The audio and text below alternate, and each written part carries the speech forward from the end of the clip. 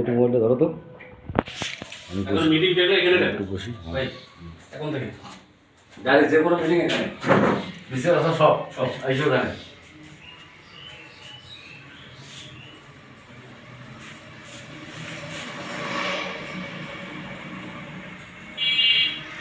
ছবিগুলো এক সপ্তাহ পরে দিয়ে ভাই রতন ছবিগুলো একটু করে তুলে দেবো।